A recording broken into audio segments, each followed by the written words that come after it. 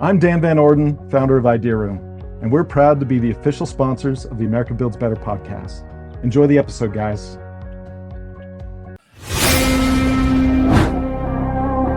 Hey guys, what's up? This is Jared. I am better than I deserve. Builders of America, are you ready? The technical fiascos this morning. Yeah. That's pretty much it. For the longest time, I sat high the day. So, Shannon, is that the way you see it? Is this the way I see it? I witness it every day. Welcome back to another podcast with America Builds Better. I'm even more excited, if I'm being honest. I'm just jazzed to be on the show, guys. Thanks for having me. Get out in your communities and do something good for somebody else. It will make you feel better, I promise. America Builds Better starts now. Well. So we're back with another episode of America Builds Better, and it has been an awesome week here in Southwest Ohio, and I can tell you the weather is starting to go in our direction. So if you are sitting worrying about the sheds, worrying about the metal buildings, the pole barns, I can tell you it seems like the weather is starting to cooperate with us here in Southwest Ohio, at least.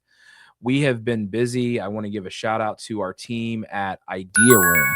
Thank you to Idea Room for giving us the opportunity to be here with you guys each and every week on the podcast, talking about all things business development, community, buildings, et cetera. We are excited and thrilled to have a partnership with Idea Room. If you're looking for a 3D configurator for metal buildings, sheds, post frame buildings, they're going to help you out. Our friends over at Shield Wall Media, check out the Post Frame Rural Plane and Builder Show coming to York, PA, June the 10th and the 11th. We will be there. America Builds Better will be there in person with our friends from Defined SEO, Idea Room, and all of the above.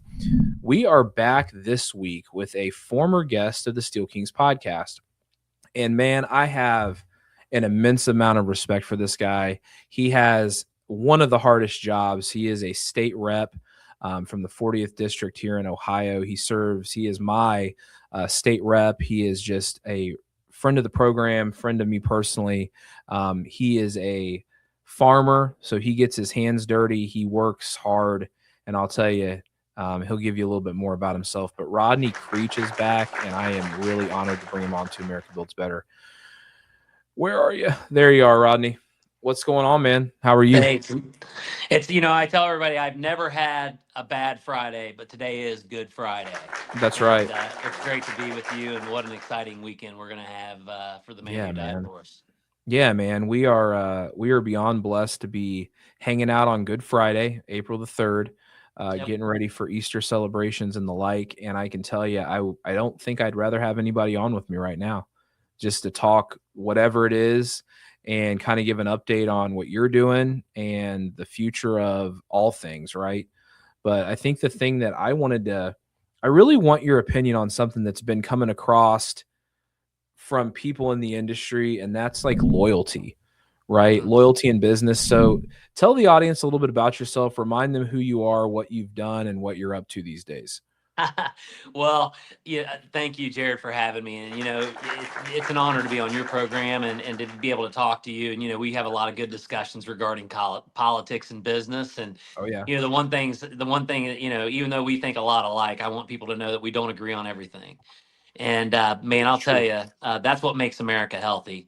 Right. I always said if we agreed on everything, somebody's lying, because nobody agrees on everything. So first of all, I just want to thank you for being a friend. And, sometimes you'll call me out and sometimes I'll call you out, but that's what true friendships are about, especially in politics. And, but no, a little bit about me. I'm a fourth generation grain farmer. The house that I'm in right now, my grandfather moved into when he was 7 years old. And, so I was raised here. I live down the road about a quarter of a mile, and I currently live on the fourth generation farm with my father. And it's been a blessing to, live off the land, if you will. And, like any farmer, a young farmer, it's very hard to make a living off the farm. So after I got out of college, I started a business and just sold that business last year after 20 years. It was a lawn health business where we focused on fertilization, weed control, seeding, and aeration. Very, very similar to a True Green or Scott's is what the business we had. Yeah. And so, when you said talk about loyalty, I was like, you know what, we can definitely do that because I've learned a lot over 20 years. I can tell you, man, I've watched you for a long time, right? I mean, you've been a state rep now. That you're running for re-election on how many terms? This will be my fourth and final term. Fourth and final term as a state rep. That's a big deal in Ohio. I mean, obviously, y'all have watched the journey of Jared become business owner, podcast guy, now sitting on city council. A lot of that has to do with motivation from guys like Rodney. So I can tell you, I've taken a lot of that to heart and really put my best foot forward, right? I try to be honest in all dealings, and I want to get out in the community and do something good for somebody else that makes you feel better. And Rodney was a huge proponent of pushing me to get my voice out there and be more involved in the community. So that's why we have him back on the program as we start this new journey with America Builds Better. And what better way to have somebody on that is in the pit all the time, right? You're working for us here in Ohio. You're putting your best foot forward. And I can tell you, it's not always the easiest thing in the world. So you don't hear it from anybody else today. I appreciate you really putting your money where your mouth is, because it's not the easiest thing in the world these days. Well, it's an honor to serve. I can tell you that. It's, going into what we're talking about today, I look at the political world and the business world. They're really similar, and we can talk about that. But at the end of the day, serving your customer is no different than serving your constituents. You want to under promise, you want to over deliver, you want to show up on time. You really, I tell everybody that in my mind, business helped prepare me for politics. Because at the end of the day, your constituent is your customer. They're not a paying customer, but technically they kind of are too, because they pay taxes and they pay my salary. But they're not a paying customer for a service. And then, in business, you can fire customers. Yeah. And in politics, you can't. So a lot of times I'll have people call me up. They may be calling me a F word on Tuesday, but they need something on Wednesday, and I've got to look over that. And, in the business world, you can say, you know what, it was nice doing business with you. Don't ever call me again. That's right. And I have said that in politics, trust me. But I try not to. If the people cross the line, disrespect or whatever, then I'm done with them. But it's interesting when you compare politics and business. It really is. It is because I'll tell you, I always use the logic what's best for business, right? When I operate inside these walls, and I've had relationships that have been broken, lost. I think what I'm going through right now on a personal level is I transitioned from working with the Steel Kings podcast and now doing America Builds Better. And as we continue to work with Dayton Barns and Five Rivers Pole Barns here locally in Southwest Ohio, I lean on people like Rodney for guidance, because it's hard to, when you kind of lay your bags down at the feet of someone, and these are your employees, you trust that they're going to be loyal and they're going to be honest with you in all their dealings. And I don't know that, these days that I feel like that's kind of a lost commodity. Maybe I'm just missing something, but I think from an overarch, I feel like that is something that is lost these days. And I think from in the industry that we're in, so we're talking specifically almost exclusively to people who are selling sheds, metal buildings, post frame buildings. We're also talking to people who manufacture components for those same buildings. This is not like a Jared Ledford problem. This seems to be an industry problem. And then when you go outside of the span that we're talking about here on this podcast, it seems to be a nationwide epidemic of like chasing the, if I can make a penny over there and work significantly harder to make that penny, I'm going to make it harder for the two people behind me to make their pennies. Mm-hmm. Am I wrong in thinking that? No, I mean, I think we're in the age where we got to see, I think every generation says that, the one before they can judge the generation before and after them. That's right. Every generation gets to do that, and that's where we're at right now. Yeah. And so I think we were born at an interesting time because, my grandfather in his early years was farming with horses. Yeah. And, when we lost my grandpa, we were farming with pretty big tractors. Yeah. And so it's easy to say that they've seen a lot of change in technology. There's a lot of changes, everywhere. But the one thing that I've noticed is, when we were kids, there were people that were retiring from 30 years at company A Yeah. or or maybe at most they had 2 to 3 careers within their entire working life. Yeah. And today, I always feel like it is more of a what can the employer do for me and not what can I do for the customer. And Mm-hmm. it's they're chasing money, they're chasing dreams. And the one thing I would say is, about being loyal is, if you have a dream, you want to succeed. If you say I want to buy this, there's a farm over here I want to buy, or there's this sports car I want to buy. You've got to set that goal and work hard and to attain it. And today people say, I don't want to work hard for it. I'm going to go ahead and buy it. And it's just everything's changed. I mean, back when we were kids, people didn't use credit cards. If you couldn't pay cash, you didn't get it. And why do I say that? Let's come to today's world where we look at, you can bend over backwards for a customer or an employee, but if somebody walks through that door, like you said, and they say, hey, we can save you X amount percent or whatever it is, they jump at it. And so Yeah. one of the things that I built myself on, both in business and politics, is loyalty. Just like, Yeah. I don't call and get fuel prices. I can call, we got fuel tanks out here that get delivered every week. I've been Yep. dealing with one guy for years. I don't care what Yep. anybody else's prices are. I know when I call Johnny, he's going to be Johnny on the spot. There's been times that right. I've called him and said, Johnny, my tanks are empty. Yeah. And he comes here right away and fills them. That's worth more than money to me. That's And right. so loyalty pays. I think you save money if you're loyal. That's why I wanted to ask you that question, because I feel like part of the just the overall failure that we're suffering as a society is that we are diluting everything. Mhm. Everything is getting diluted down. So we've watched it in Southwest Ohio, right? We've watched businesses pick up and leave. There's a few big ones leaving right now. We have watched the economy in Montgomery County, Southwest Ohio, just get decimated over the last couple of decades with losses of jobs. And as that stuff started to be spread thin, it starts to affect every small business around it. Every single, economic measures are built on your biggest businesses, right? And I'm starting to feel it now as a small business owner here in Dayton, as an owner of Dayton Barns and All Steel Buildings. We've been doing this now for 7 years, right? And the nature of the beast is when you hire people to do a job, they can always leave and go do that job for somebody else. And that's perfectly fine and dandy. But what happens is over time, if at one time, let's just say there was 50 metal building dealers nationwide who dealt metal buildings, right? Now there's 3,000 dealers who deal metal buildings. And that's not I think for the people who are listening, that's probably a real statistic. Seriously. Do you not think that drives the cost down? Do you not think that drives the overall quality of the product down? Do you not think that hurts everyone in one fell swoop? Specifically the manufacturers who are feeling it the most, because all of a sudden they have 2,000 dealers, which is great, but they're feeling it in their wallets because now the dealers compete against each other and drive the price of the product down. Yeah. The availability is so much.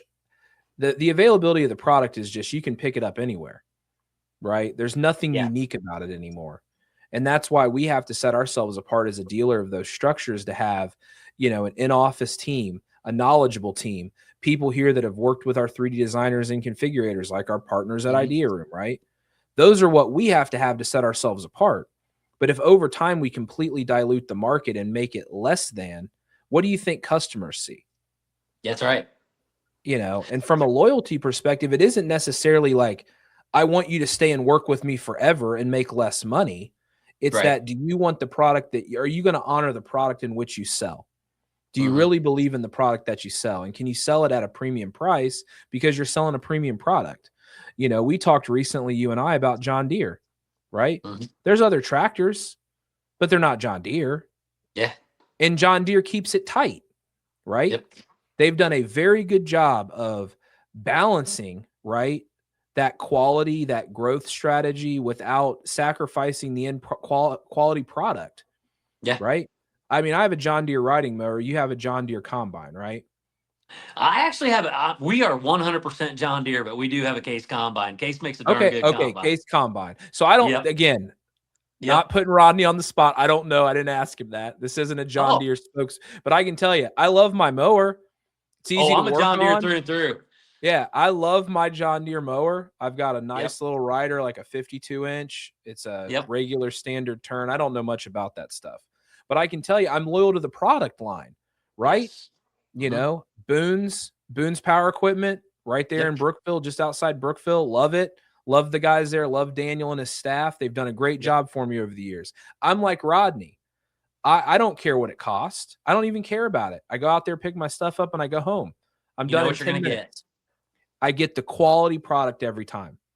I don't sacrifice what I want just to save a nickel or a dollar. And I'm not saying that you can do that in all situations, but there are circumstances where loyalty pays off. Rodney just gave you an example. His fuel supplier will show up if he needs him. Can't put a value on that. When you're out of gas, if I called Johnny, fuel, he'd be here at 9 o'clock at night. I guarantee he'd stop watching whatever he's watching on TV and bring me fuel because I know when you're out of fuel, brother, that's a problem, right? But you know, Jared, one thing we got to talk about though. We're talking about loyalty. Yeah, talk to me. Okay, so you've got loyalty of the business owner. Yep. You've got loyalty from the employees. Yep. And then you got loyalty from your customer. That's and right. you know, I think it all starts at the top. And so if you want people to be loyal to you, then you have to know how to be loyal to others. That's and why it hurts my when thing they're is not. That's why it hurts when they're not loyal to you. When you're overly loyal as a business owner, that's why you take it personal when things start to not show that loyalty below you. Because you know this. You were a business owner for 20 years. You've dealt with this nonstop. How many times did you sacrifice for an employee? Oh, many, many times. That's right. As a business owner, I recall recently, probably been within the last 18 months, I had a project coordinator here in the office. He needed tires, like badly needed tires. And I was looking, we were walking out one evening after work, and I'm like, buddy, your tires, they're looking a little sketchy to me. Like I'm seeing some cordage in these tires, and you're driving. So this is a guy that drives from Brookville up to Urbana, Rodney. He drives, from Brookville. This is a guy that I grew up with, a guy that I know his family. And we went and got tires on his car. Did I expect to be repaid for that? Well, no, I didn't. He's sacrificing his time and his attention for my business to help me grow what we're doing here at Dayton Barnes. And, he kept offering to pay me back. Like, hey, I've got the money now. I can pay you back. No, just consider it. Awesome. Just consider it a gift, right? Like that's the bonus you're getting right now because I saw you were in a moment of need and I had that opportunity to take care of it. That's awesome. You know what I mean? And that can go one of two ways. He could say, thank you, and I'll be forever grateful and I'll give you all I got. Just give me all you got. Or he could come back to you 2 weeks later and say, hey, I can get $1 an hour increase down the road. It's an extra drive. And then you say, wait a minute. I put tires on your car so you could drive here and we work together. It's just, and I think we've just, I don't know how we get back to that point to where, and it's not I do something for you and you owe me. That's right. Not, you did not do that. You did not do that for anything in return, nor would I. But, but what is it when I do something, you scratch my back and I scratch yours, but then you say, I'm scratching everybody else's back, but they're putting a knife in mine. That's just what is so hard to understand. It's like, how do you people sleep at night? Right. These days, it's really tough to be able to look somebody in the eyes and say, I know that I can do business with you and be clear-headed, and whatever comes out of your mouth is going to be honest. Yeah. I think there's two things in our society that have changed a lot. You talked about people working in a job for 30 years, retiring. We don't have jobs anymore that are set up with the kind of retirement that's needed.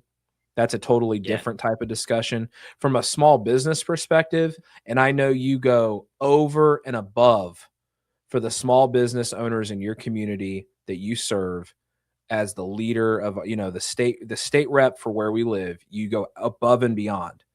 Now, if you're a business owner and you're in Rodney's district and you're not reaching out to him, you can't blame him for not reaching out to you. There's 1,000,001 businesses in Southwest Ohio, specifically in Rodney's district. But I can tell you, he is not shying away from communication with business owners. That's how he and I connected, right? And Rodney and I have become really good friends over the last couple of years because, again, Rodney will take it right on the chin if you give it to him. I've given it to him I before. have no Well, I other mean, am I option. wrong? I Am I have no wrong? other option. I mean, right? I mean, you Yeah. don't get rude. You don't get dismissive. You've taken my feedback, both good, bad, and indifferent. Mhm. And most of the time, we see eye to eye probably 75% of the time. I was going to Right? say 80, so you're close. We're 80%. in the And I same think ballpark. 80% is good. You know, Yeah. we want what's best for Ohio. We want to see Ohio grow and thrive and survive. I want to grow my small business, my couple of small businesses here in Ohio. And he's done next level things. And again, this is how working with people, and again, Rodney's in a unique situation, but working amongst your business owners locally, working amongst your business owners nationally. If you're somebody like Dayton Barnes, I get called out a lot, Rodney. So I know you don't know like a lot about what we do as far as like metal buildings, sheds, and pole barns. You can imagine what it's like. Yeah. Everybody in this industry is like, no, those are my customers. This is how I do it. Stay away from me. People get crazy and get sideways with me because I talk about it. I talk about what works. Yeah. Rising tide raises all ships. I want the industry right. to do better. You and I have talked about zoning issues with metal buildings. We've talked about how municipalities will shut stuff down if it's not done right. The race to the bottom will kill the industry. I'm telling you right now. I'm absolutely quite certain of it. You know, we have really gotten into post frame, Rodney. We've done a lot of pole barns. Pole barns are super easy. Municipalities, zoning departments, they're accepted they're accepted standards, right? Because there's a governing body, not necessarily a governing body, but there's a trade association attached to pole barns that work with legislators, state reps. They go to the state houses and they say, this is how we expect pole barns to be manufactured and installed in your area of the country. How can we go about making it easier for people to get these buildings? Steel buildings and sheds haven't figured that out yet. Who knows if they will? Well, one thing we were talking about earlier too, and I mean, we could probably do this for hours, but we could can't. have a podcast, just me and you. Yeah, I mean, we could do this for hours, but one of the things too, and this is one of the things. So I was also a dealer for Beck's Hybrids, which Beck's Hybrid is they sell corn and soybeans to farmers. Yep. And one of the things that I heard that I'll never forget is treating your customer how you want to be treated, and it was the golden rule, and they always live by that. But this is one of the things that they said: we're not a seed company. We're a customer service company that happens to sell seed. Yeah. And when you think about and when I was working for them, and I'm telling you, they were just treated people as you want to be treated. They taught me how to run a business as a dealer for them. Yeah. And so when I started thinking about that, and I'm thinking, you know what, I want to be anybody can apply fertilizer, anybody can kill weeds. I mean, you can buy these products at Walmart. You do not need me to take care of your lawn. But what you do need, you're going to need me when something goes wrong, or when we come out of a drought and you don't know how to take care of that lawn. You're going to be looking for advice. And so one of the things that I did, if you want to build loyalty, I think you need to build value. And I'm talking as a person, I'm talking as a business owner, you've got to build value. And so one of the things that I've always looked at, and I'm telling you, we built a very good, we were at 49 employees when I sold. We were over 40 trucks. And how did I do that? Not magic. It was not magic. It was doing what I said I was going to do. If I screwed up, if our team screwed up, we didn't make excuses. We made it right. And so if you want to build loyalty, or excuse me, if you want loyalty, you can't ask for it. You got to earn it and build it. That's right. And so, I think a lot of people just expect loyalty, and that's something you should never expect. I've made that mistake, Rodney. I've made that mistake. I mean, I'd be the first one to own up to it. I've made that mistake in spades, right? You just trust that it's going to be that way. And you sometimes you think, and this has been my big miss, is I've tried to throw money at it, right? I've tried to throw money at the loyalty. And sometimes loyalty is the one thing you cannot buy. There is not enough money in the world when somebody feels the sort of way. I want to ask you a question. So you said you worked with Beck. And again, take that off the table. Just a dealer, seller, or a dealer and a manufacturer type of situation. You were a dealer for somebody. 15 years. If Beck's had gone to 15 minutes down the road from you and said, hey, I want you to sell, and you might impact Rodney's business, but we don't care about it, you would have never expected to continue to work in that relationship. It would have burned you. That's another thing in this industry that really is starting to get bad is there's shed manufacturers out there who want to put sheds all over the place, and that's fine, but they'll cut their dealers' legs off just because they want to have one more lot. And what they're really doing is they're cutting their business in half. They're not growing it. They're not expanding that market. They're just cutting the legs out from underneath one of the dealers to get market share on maybe the same exact number of customers. Yeah. What do you think about stuff like that? And I know I'm trying to be very professional in how I word this, but it's the same with metal buildings and pole barns too. Pole barns specifically give territories. So most of the suppliers have really strict like geographical territory breakdowns. And again, this is just post frame versus metal versus sheds. Post frame guys are like 100 miles. And anybody who wants to sell for the supplier that I work with, which is Graber Post, they have to talk to me about it before they bring on any more people selling their product, which is great. Yeah. You know, working with Graber has been next level because it's given me a free education in how to not only do business for myself, but how to interact with manufacturers. What do you think about that? You know, I have mixed feelings on it, to be honest with you. I mean, and I'll tell you why. You're a free market guy. That's why I wanted to ask. I'm a free market guy, man. I know you are through and through, no matter what. Period. And you know, I'll tell you this: there was 2 Beck's dealers in Preble County when I got mine. Yeah. And when I became a Beck's dealer in the first 5 years, I blew the other 2 out of the water. That's right. And I continued to blow them out of the water. That's right. And until I technically sold the business, I sold that business too, and it was a separate business. And so, you know, my theory is this, and I'm not saying this to, if you're doing the best job you can do, and that company knows it, and they put somebody in your backyard, shame on them. Yeah. But if you're not doing the best you can do, maybe they need to put somebody in your backyard to make you more loyal to them. Yeah. And so, you know, I can tell you, like you said, you know, rising water lifts all ships. And I think when I got my dealership, I know for a fact it made the other 2 dealers go, we better up our game a little bit. Yeah. So, you know, when you're looking at the American way like that, and, you know, it's beautiful. But I also understand your take on it to say, you know, is this company really being loyal to their current distributors? You know, I would have to say, you know, as a current distributor, you know, what have you done to grow your business? Because I'm sorry, at the end of the day, the supplier wants to sell as much product as possible. Are you helping them do that? You know, 100%. So I got mixed feelings on it, but I was one of those new dealers that came in. I love that perspective because I feel like that's an outsider's perspective looking at the same type of problem. And there's multiple, I mean, there's probably, goodness, who knows how many people are having that exact issue, but that's been one that has come across my desk more often than not over the last 2 years of time where, hey, Jared, you know, one of the problems I have with selling metal buildings is that I was doing really well with a company. And all of a sudden there was a dude 20 minutes away from me selling the exact same product as me. And he comes in and gets a share of the audience, comes in and gets a share of the client base. And now my business is hurting because that manufacturer decided to do that. And I'll be honest, I've heard it from the other side of the token where the manufacturers are like, we've got too many dealers now. How do we scale this back without? Yeah, they've gone too far. And there's a really fine balance here where if you're trying to grow your business and you want to have dealers or whatever all over the place, there is a moment in time when that's going to break. Mm-hmm. There's too much cost.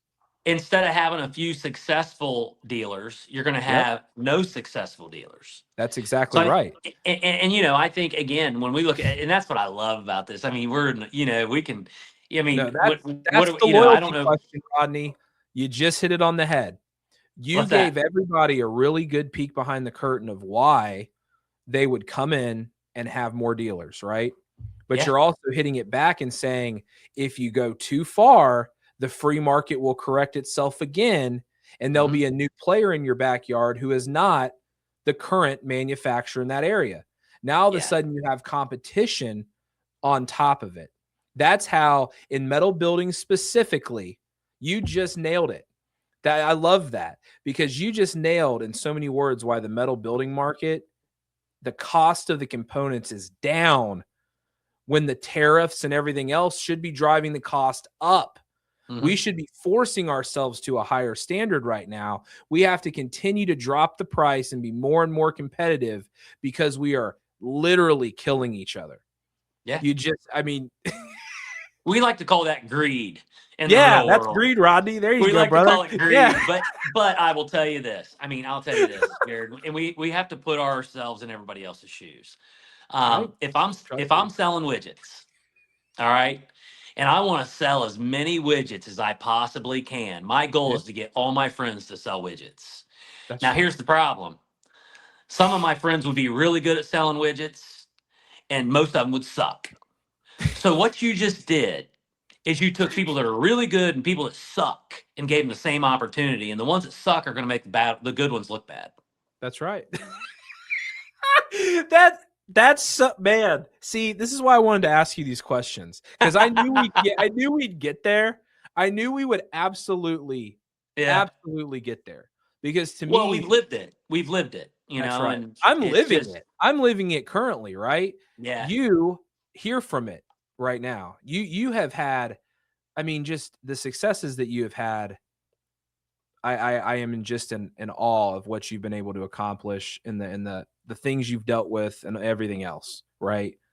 But I can tell you, from a small business owner to a state rep, I appreciate that honesty about you, because we just went really full circle in about 5 minutes, right? You gave us why free markets work in every capacity. Free markets work because it will expand everything, but free markets will eat you up if you're greedy. You will absolutely fail if you don't see the value. For manufacturers out there, take a word of advice from what Rodney just said and what I'm telling you. Stay loyal to the ones who are working hard for you. The ones who are working hard for you, probably, if they're not performing at the level that you want them to, do they know what level you need from them? Have you made that crystal clear? And if they know and they're not achieving it, what have you done to help them achieve it? Have you given them additional marketing budgets? Have you given them all the proper tools to stay in a tech-savvy world where you can do anything you want in an online environment? Have you given them all the tools necessary to be successful? Why do you have a question, manufacturers, on why people are loyal to you? Are you being as competitive with your competition, manufacturer to manufacturer, as you should be? Because if somebody comes knocking on my door, I know who I work for. I work for these guys and gals in this shop who need to feed their families. And if they tell me that we're getting our butts kicked in pricing, you can bet I'm going to take a call from another manufacturer that says, hey, we're offering a discount right now. Because who wins there, Rodney? The customer wins. The customer wins, right? And again, you said that from the beginning. We have to value the customer, what the customer gets. I'm in the customer service business. I'm a customer service business that happens to sell metal buildings, pole barns, and sheds. That's what I'm in. That's the free market that I control. And from a dealer perspective, play that last minute and a half back in your mind for the rest of your lives. Take care of your customers. Customers will never let you down if you take care of them.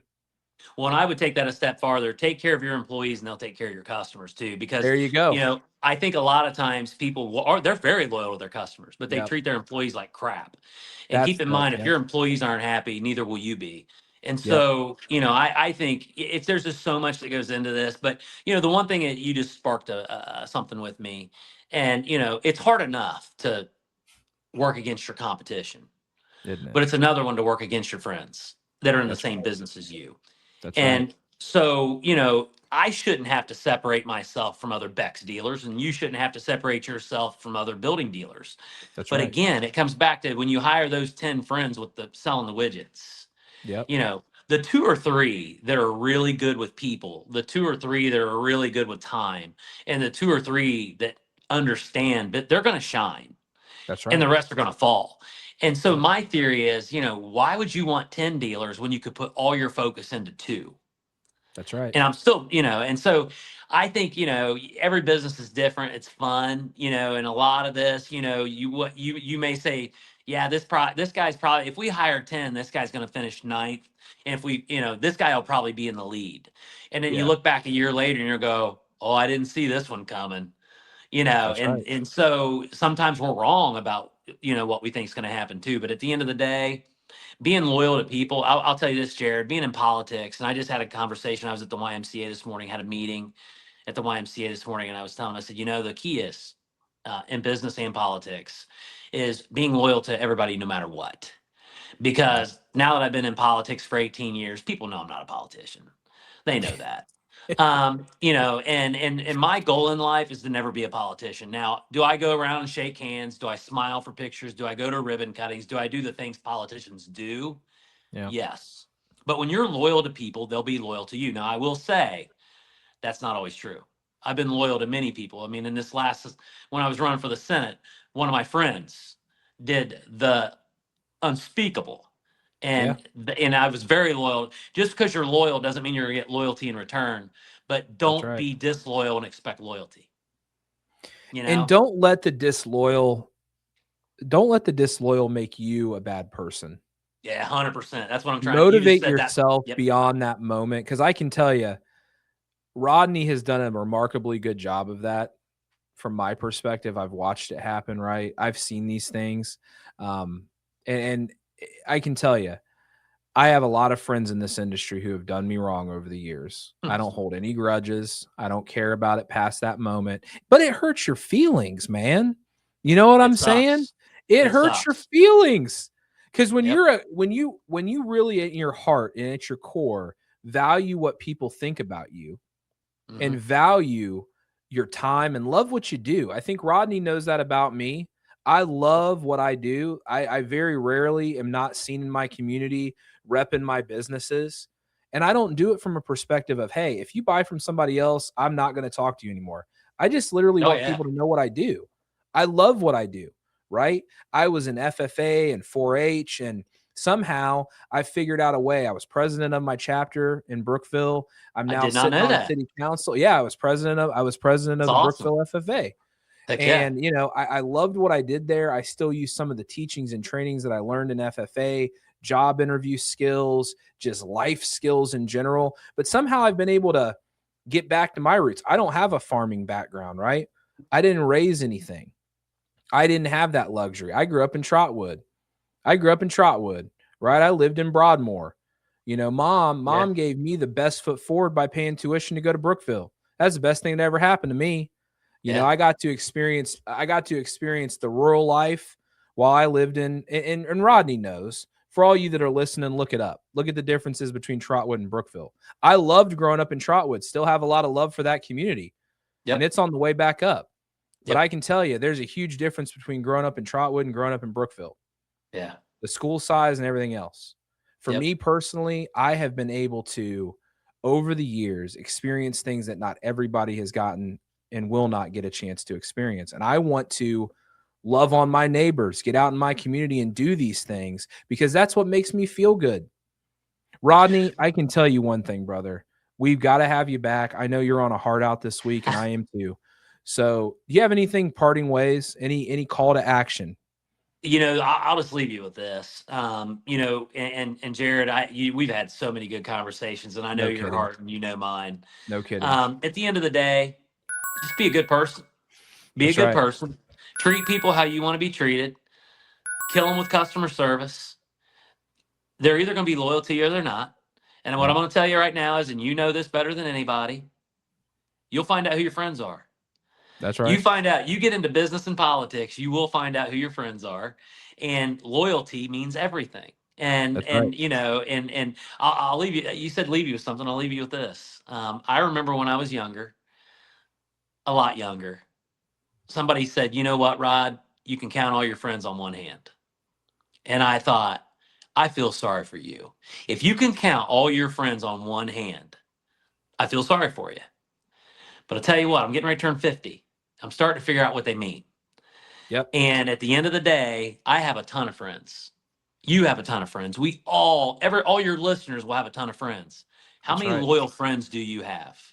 And I'm going to tell you, find out who they are, take care of them better than anybody that you've ever taken care of, and make sure they're loyal back to you, and life is good.